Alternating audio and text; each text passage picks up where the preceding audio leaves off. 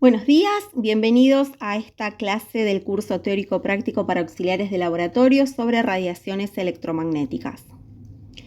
Las radiaciones electromagnéticas son procesos en los cuales se emite energía bajo la forma de ondas o partículas materiales y pueden propagarse en el vacío o bien a través de medios materiales. El bioelectromagnetismo estudia los efectos de las radiaciones electromagnéticas en los organismos vivos y estos van a depender de la potencia y de la frecuencia de la radiación que incide sobre las células. Cuando nosotros hablamos de radiación electromagnética, muchas veces nos imaginamos cosas muy extrañas, quizá reservadas para laboratorios específicos.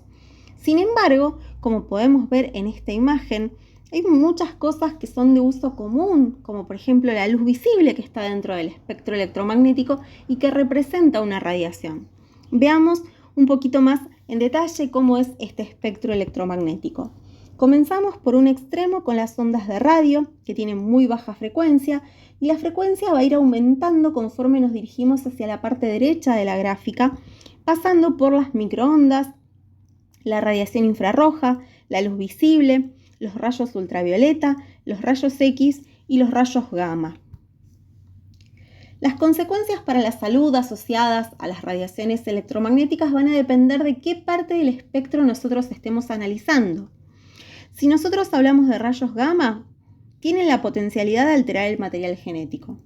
Los rayos X van a ser dosis dependiente, por lo cual la radiación no va a producir el mismo efecto si es poca radiación, como por ejemplo la que se recibe tras una radiografía simple, que es prácticamente despreciable, a la radiación de una tomografía, que tiene consecuencias nocivas, como por ejemplo también la alteración del material genético.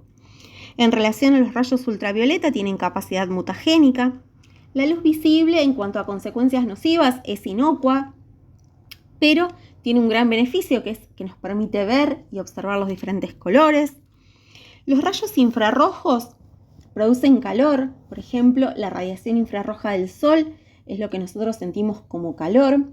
Y además se los emplea, por ejemplo, en fisioterapia para algunos tratamientos específicos.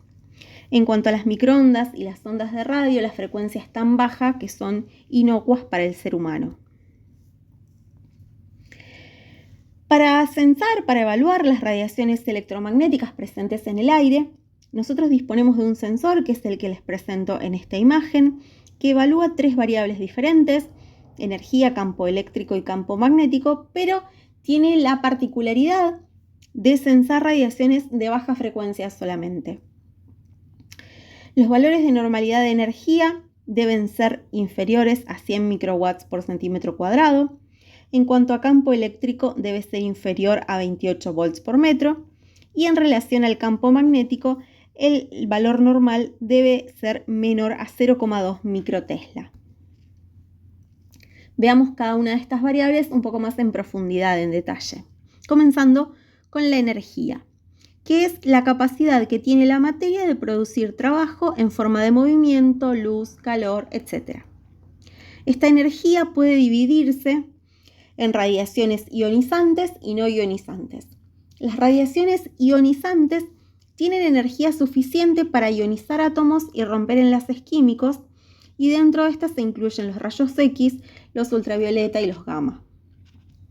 Por su parte, las radiaciones no ionizantes se asocian a niveles bajos de energía que no tienen la capacidad para romper enlaces químicos, y acá podemos encontrar las ondas de radio, la luz visible y los rayos infrarrojos.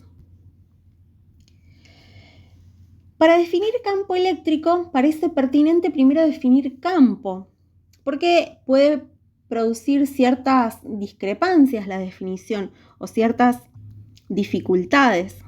Podemos definir campo como el espacio sensible a una fuerza determinada. Entonces, ahora sí estamos en condiciones de definir campo eléctrico como la zona de fuerzas creada por la atracción y repulsión de cargas eléctricas, y tiene la particularidad de disminuir con la distancia. O sea, el campo, las fuerzas, sea de atracción o de repulsión, serán mucho mayores cuanto menor sea el campo. Cuando las cargas sean iguales, vale decir 2 cargas positivas o 2 cargas negativas, va a existir una repulsión, mientras que cuando las cargas son diferentes, vale decir un positivo y un negativo, vamos a estar frente a un campo eléctrico con atracción. El campo magnético, por su parte, es un espacio sensible a la energía producida por electrones en movimiento y el momento magnético intrínseco de las partículas elementales asociadas con su spin. Las partículas elementales son la mínima porción de la materia conocida. Hasta hace no mucho tiempo se pensaba que estos eran los electrones, los protones y los neutrones. Sin embargo, hoy se sabe que ya no son partículas elementales porque están constituidas por partículas aún menores. Y en relación al spin, es el giro característico que presenta cada átomo de cada elemento químico. En esta imagen podemos ver el campo magnético en acción, por decirlo de alguna forma. Acá vemos una herradura, se le tiran limaduras de hierro y vemos cómo se produce el campo magnético, la forma que va tomando la orientación de las diferentes limaduras al acercarse al imán. Para ir concluyendo con la clase de hoy, les presento algunos resultados de las 3 variables estudiadas en una localidad del sur de la provincia de Santa Fe. Vemos la energía, el campo eléctrico y el campo magnético, y abajo tenemos la media más menos el desvío estándar y el valor normal para recordarlo. Y lo vemos con una graduación de colores. El verde es el mínimo valor medido de cada una de esas variables. El rojo es el máximo valor medido. Sin embargo, esto no necesariamente quiere decir que sea un valor nocivo para la salud, porque como podemos observar, además de que vemos que existe una correlación muy buena entre las 3 variables en cada uno de los puntos medidos, las mediciones realizadas se encuentran dentro de los parámetros normales en relación a las sustancias estudiadas. Muchas gracias.